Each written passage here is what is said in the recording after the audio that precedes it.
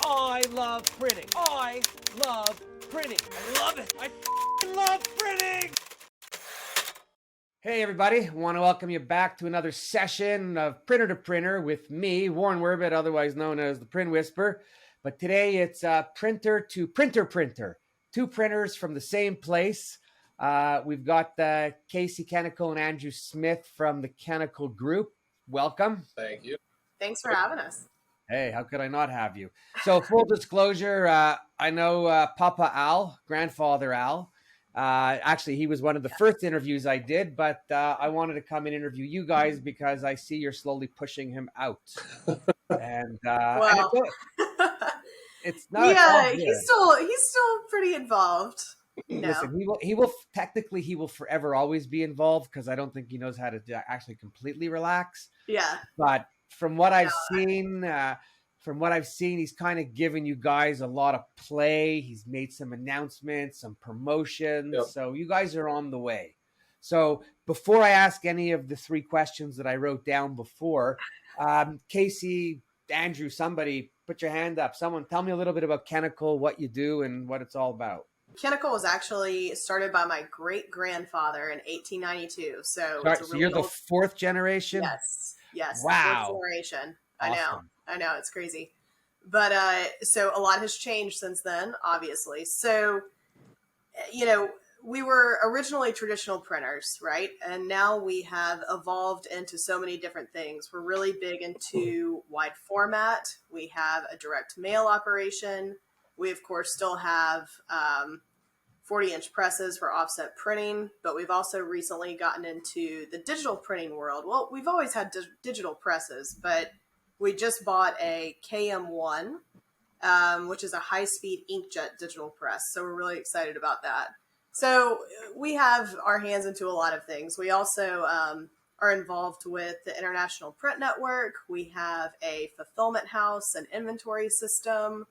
So we have our hands in a lot of things, and we have a lot of fun doing it. We're pretty diverse. Hey, it's, you know what? In all the time that I had my company, whose name I don't mention anymore, it was all about the fun. If you're having fun, forget print. If you're having fun at work, whatever you do, it just makes it a whole lot easier. Yeah. Right? So, yeah. For sure. So your whole mailing fulfillment, if I remember correctly, your father used to talk about being like 99.6% on time, error free. Does that still happen? Yeah. I mean, we're ISO 9000, so we track all of this stuff. So that is still completely accurate. Cool.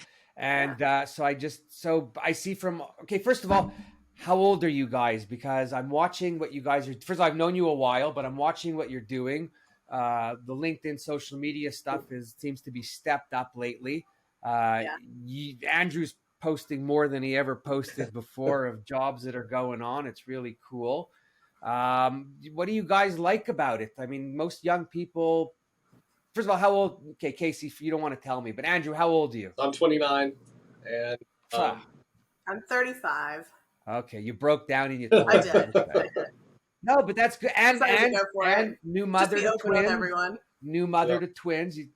Yes. Looking pretty good. I hope don't take that the wrong way or anything. Thank you. Hey, no, the more compliments, the better. The better, eh? So what is it that makes you guys, the two of you, tick in this world of print? I'll kind of start on that one if you don't mind, Casey. I think so. Originally, before working at Kennickell, I was in the insurance business, and great experience, but it wasn't something where I was really kind of getting out of the office, meeting face to face, getting out of your comfort zone a little bit, things like that. And so when I started at Kennickell, what I quickly realized is that none of my friends, none of the younger community really knew anything about printing. They just knew that the brochure just ended up like in a brochure rack, or that, their magazine got delivered to their doorstep. They had no idea, these massive presses that are printing these pieces, the bindery equipment. It's just like really, really cool stuff. So I started taking these Instagram videos and putting them out there. And I think the first one that I put on Instagram and LinkedIn was a video of our windmill die cutter, which is actually the oldest piece of equipment that we have in our bindery department.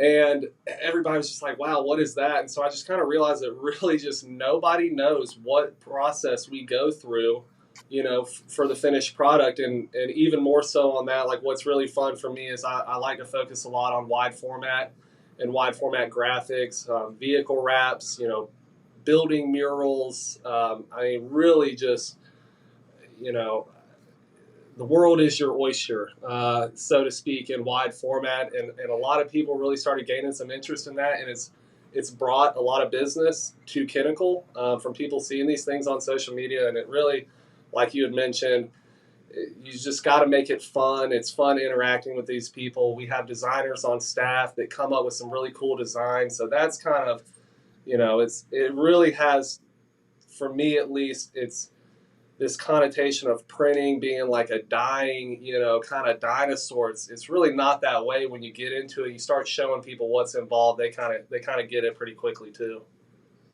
So what's funny is what you just said when you got involved, your friends, no one knew what it was. They just see the brochure.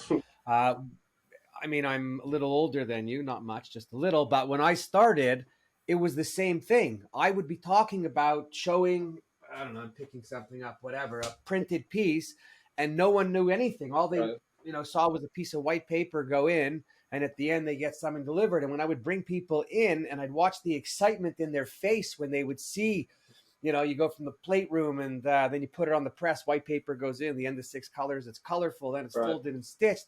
They're like, wow, print is more than I thought. I think most people don't even know what print is in terms of the definition, because look at all the different things that you're doing. Right.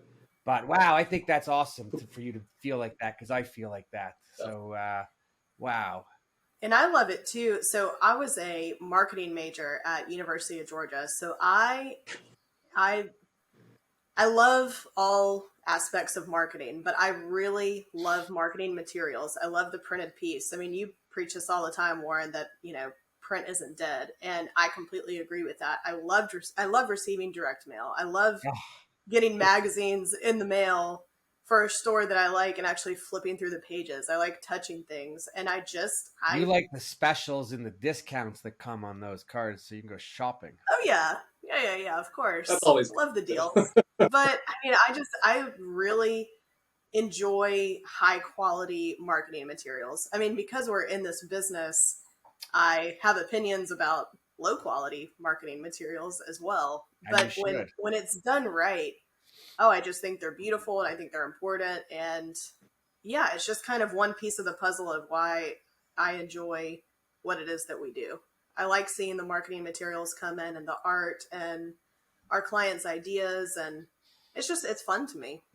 It's very fun. It's enlightening. Well, the one thing that I always liked, that I say it all the time about print when I got into it, and why when I got into it is because I needed something to do. I didn't even know what I was going to get into, or that it would turn into the passion that it did. But selfishly, every single person you meet in your day has a need for print in some form or some capacity, right? And I mean, I don't want the guy calling me for the 124-36 poster, but you bump into people who then need 15 by 30-foot banners to cover a building. And I'll take one of those for 7-8 grand or 10 grand or whatever it is.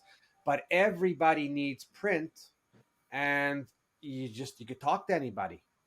Oh yeah. I remember sometimes I walk into I'm sitting in a restaurant once, and the people at the table next to me are talking about what they're doing in the business and print and all that. And I walk up to them and I just said, I'm sorry, but I heard you say print, and I'm in print. So my ears perked up, and I just want to give you my card. And should you ever need anything, they're like, oh my God, that's so nice. That's so kind. But towards the end of the conversation, I heard them talking about how the burn rate's really high and business is tough. And when I left, I walked over to the table and took my card, and I said, I don't think I want you guys calling me right now. Yeah. And they were kind of laughing. Yeah. So what have you done in the company when you started? Like you didn't just come in and boom, you're doing what you're doing, unless you did. No, I didn't, at least. So Didn't I'll either, go but first go here ahead. You go ahead. because mine's kind of interesting. But so when I first joined the company in 2009, originally I came in with the idea that I was going to lead our marketing efforts, and just kind of that wasn't going to be everything that I did, but in that first year, that's essentially what I was doing. And then after a chain of events, I ended up taking over our direct mail department in 2010. And I actually managed our entire direct mail operation for 10, 11 years. So that was interesting. That had its fun moments and its not so fun moments because, hey, the post office it could be tough. It They're could be not so tough. friendly.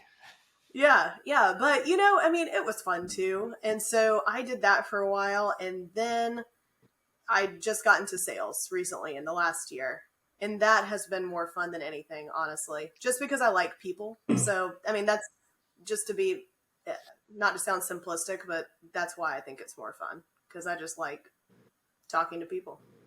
Yeah, no, it's Yeah. great.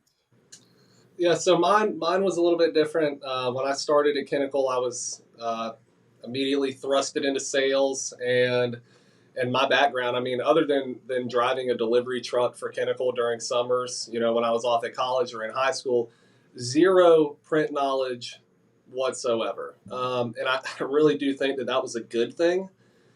And it really, I started out with zero book of business, taking in new calls, new customers, things like that. Warren, you mentioned the one-off 24 by 36 poster, or hey, I need 250 business cards, but I don't have a print file. Those were the jobs that I started with. Al wanted he wanted me to handle every job no matter what, because, it was more of a learning experience than it was about the money.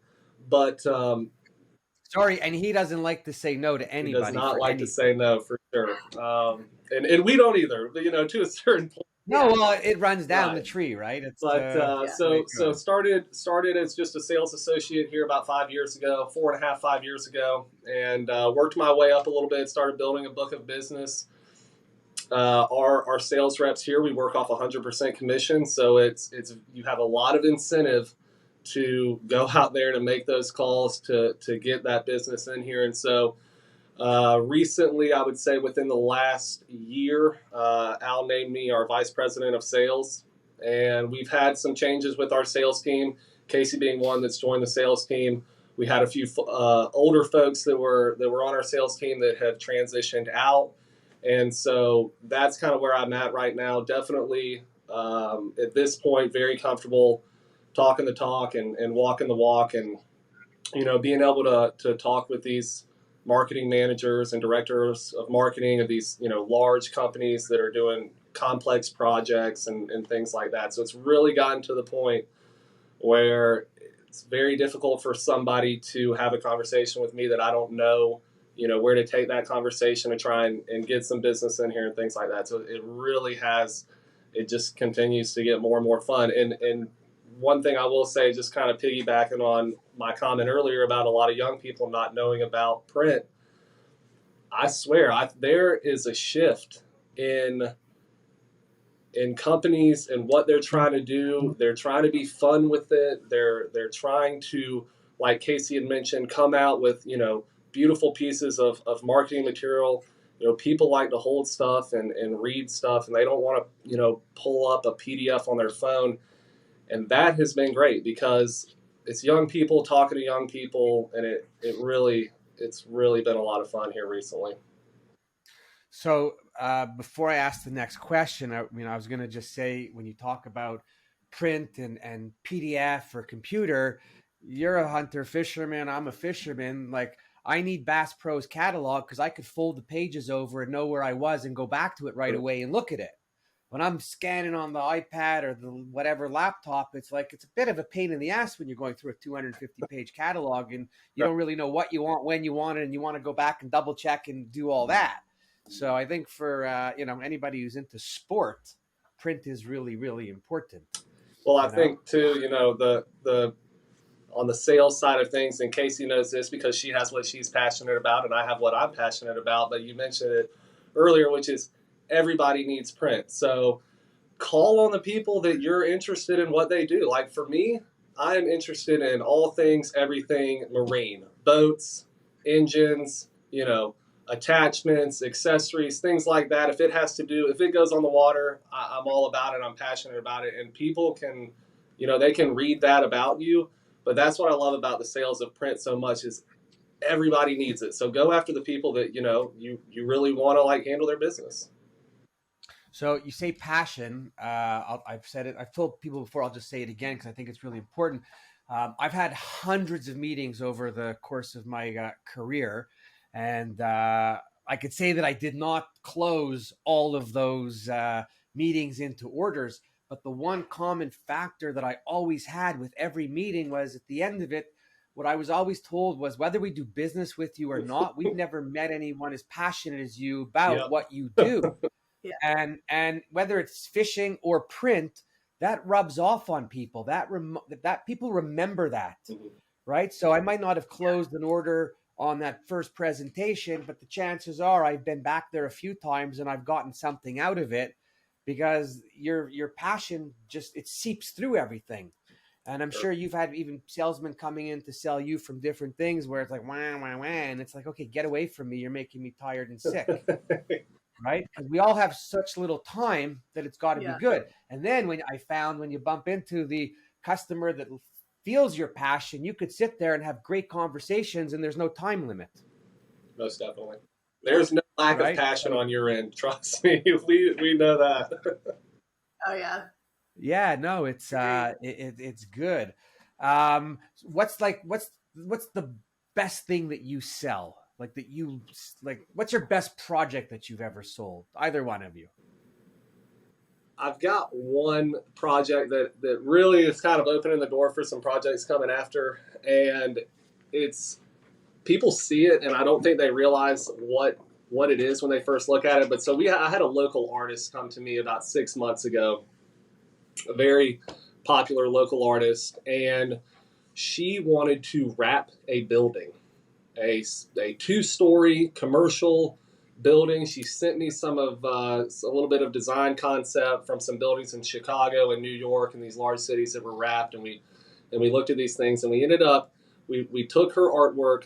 We had a professional photographer take a photo of her artwork, on canvas. We blew that up, had our design department help out a little bit with some of the shading and the colors and things like that. And then we installed this using adhesive vinyl on the side of this building. We ended up not wrapping the whole building, but the side of this building was 40 feet tall and it was about 70 feet wide. And this is on one of the most popular streets in Savannah. It's a one-way street, so everybody going down this street is looking right at this building mural. I've seen Instagram photos of people taking pictures in front of it. I mean, it's just garnered a lot of attention, and everybody kind of knows that the Kennickell Group did it. And so, that for me has been one of the coolest projects that I've done recently. But, kind of piggybacking on that, I mean, I just have some really, really cool customers that are very easy to work with. They make fantastic products, a lot of them in the marine industry. I'm not going to say who they are, but just really cool relationships, and those are really my two favorite things. The relationships I've built, and then that one building wrap was really cool. So I've never sold for you, but one of my favorite jobs that you guys have done has been for the RBC Heritage Golf Tournament. When you wrap the water tower, was it a lighthouse or a water tower? Oh yeah. That was a really incredible project. But yeah, so the lighthouse project, that was supposed to be up for just, the duration of the tournament plus maybe, I don't know, a week or two. It ended up staying up for 2 years because everyone just loved it that much. Mm-hmm.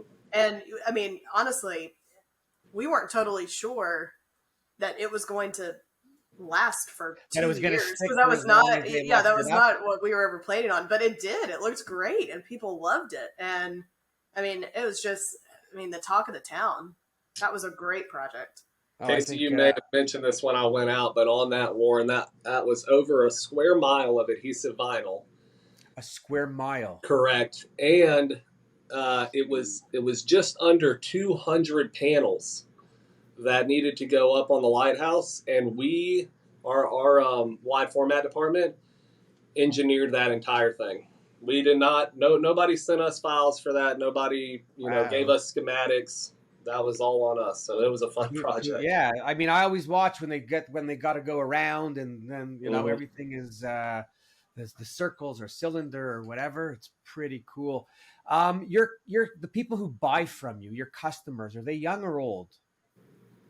I'd say it all over the map right now. Wouldn't And, you say, Andrew? I mean, I would say the I don't know. majority of mine are younger. I think it's just the industry that I try to target with sales. So but certainly, like Casey had mentioned, we do work with some older folks on a regular basis. I'm more interested in the young people than the old people. I'm getting a little tired of the old people, but I'm just kidding, Al. No. But the young people that you're dealing with, you're young, the buyers, how are they regarding print? Right? Because a lot of people say, young people, a lot of the legacy salespeople have a hard time selling young people print. They say they don't get it. Would you say they don't get it, or would you say maybe the legacy people don't know how to communicate, or So what's I the what? actually, I actually think that young people totally get it, and I'm actually thinking about a project I'm working on right now, which I mean, this one's pretty interesting. So maybe this actually would be my favorite project, For as now? you know, for now.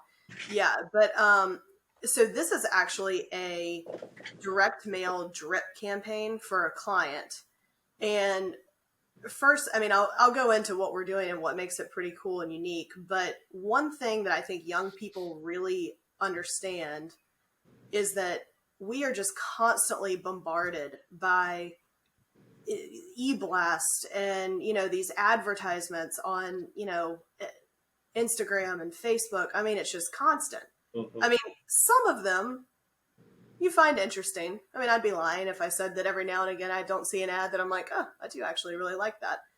But it's constant, right? So, I'm always deleting marketing messages in my inbox. And so how do you break through to people? And I think that young people understand that we're bombarded, and that direct mail, something along that line, actually, it speaks to us more because we don't just automatically delete it. We're just cleaning out our inboxes when we wake up in the morning and we're getting rid of everything. Well, you get something in your mailbox and you actually look at it because it's physical, it's in your hand, and I mean, I read everything that's sent to me. So Especially with your name on it, yeah, Right.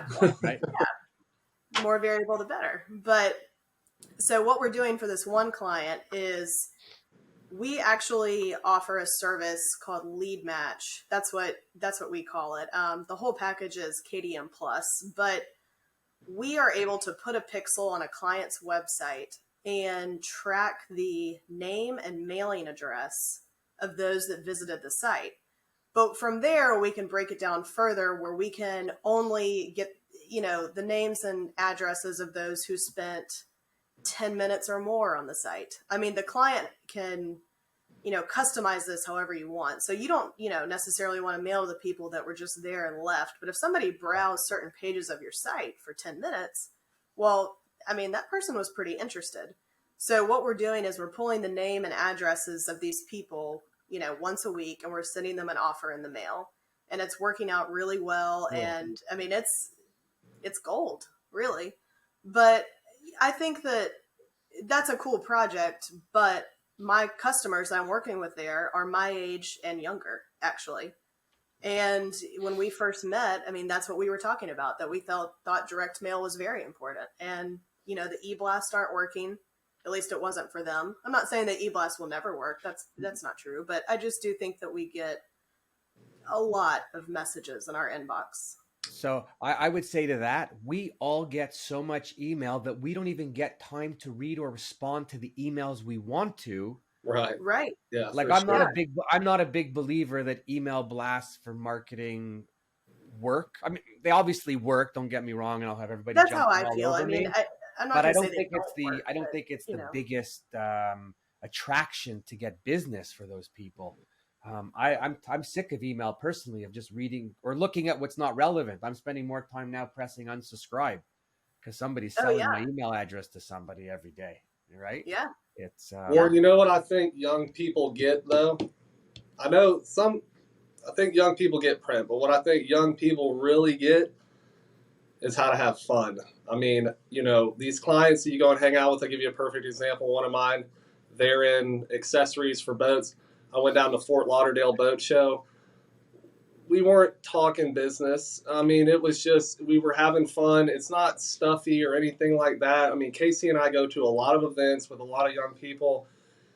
We're in this age where we're texting back and forth. Like when I get the cell phone number of a customer and they're texting me, it's game over. I mean, you've got them at that point, and the younger generation knows that, and it's very conversational. We're not all just sitting behind our phones. Like we know how to have a good time, and that's why I think you want to laugh. That's where we're headed.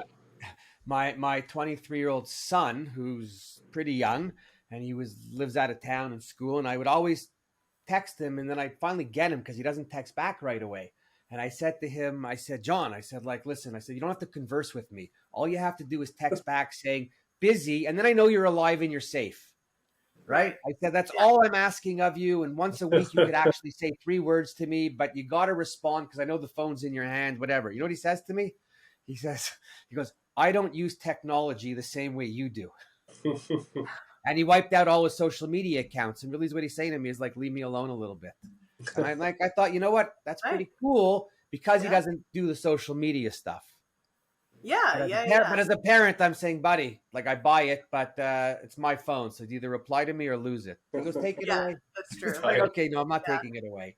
Yeah. But wow. Do you have any counterparts that are in print, or do you associate with other young people in print anywhere or groups?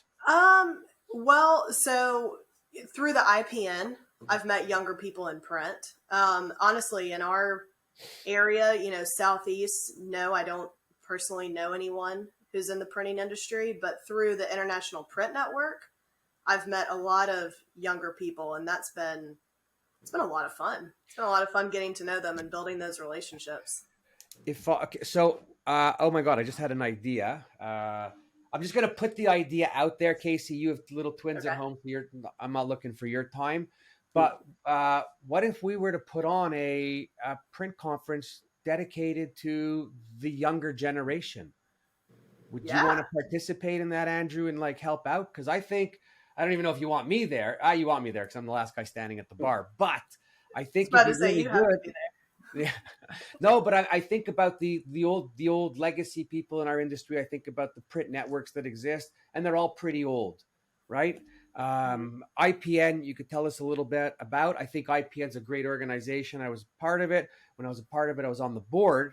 I now saw a picture of the recent board of directors for the IPN, and I thought, oh my God, if they don't get somebody under 60 on the board, they're never going to survive.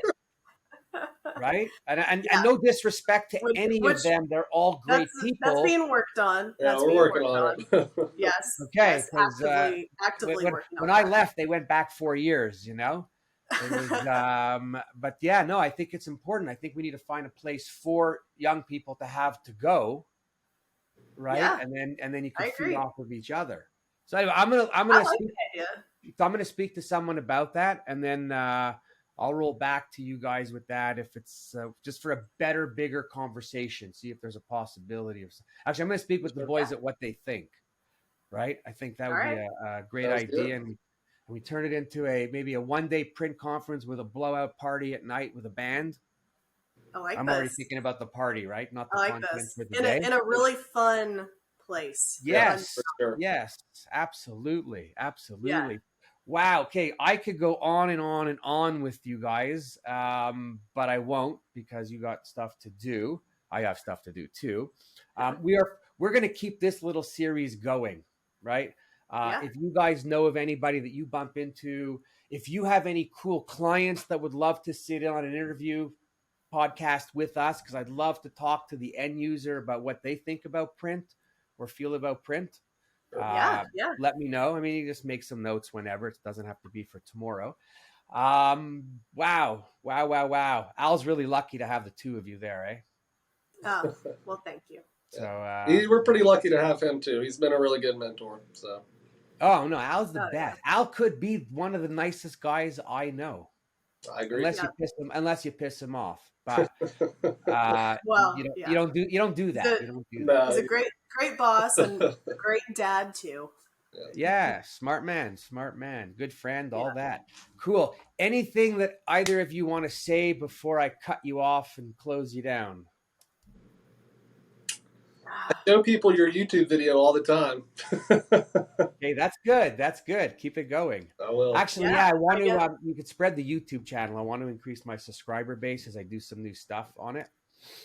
And if you guys are out there and you want to do any kind of crazy videos, let me have them and I'll post them up on my channel so that we get some traction. Sure. If you want to do something together, we could do that. Okay. Anything you could think of that's going to help promote print, I'm right there with you. Sounds I good. love I it. guess, yeah, I would end that you are exactly right, that print is not dead. Print's never going to. We agree. You know what? We're all going to die before print. I don't think anyone's ever said it like that, but that Yeah. should be the truth. And I'll just say that print's not going to die. Print might change, and there might be different forms of print. Oh, But yeah. print Yeah. is print. And I say to everybody, when you wake up in the morning, I wanted to do a video, but I didn't really get around to do it. But I wanted to put a GoPro on my head from the minute I wake up in the morning, and 24 hours of GoPro and everything Oh, my print. gosh. No, because everywhere you go, the bathroom, you haven't even started anything in the bathroom. Everything's printed. You go in the kitchen, the boxes, all the packaging. You go into your car, and everything's printed, electronics, printed books, manuals, blah blah blah. It just doesn't end. So, anyways, I can go on and on with my ideas.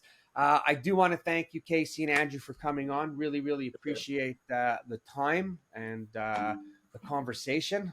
So, thank you to sorry. Thanks for having us. Ah, my pleasure. My It's pleasure. great talking to you, as always. As always.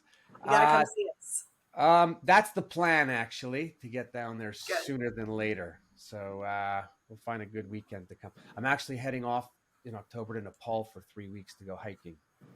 Sweet. So Oh, that's going to maybe be after very that. fun. Yeah, you get to a Well, certain just make age. sure you give me a heads up so I can get a babysitter. Oh, not a problem. Right? And we'll make sure Billy's in I town. got a plan too. for these Yeah. things now. Yeah. Okay, we'll make sure Billy's in town also. Yeah. To everybody else who's watching, I really, really hope you enjoyed this this episode. Two of my youngest guests ever on together, almost. I think I did two millennials once, but here we got two folks who love print that got into it. I hope you listen to the whole thing. If you're just catching the end, go back and listen again. Otherwise, Warren Werbitt for What They Think, and I love print.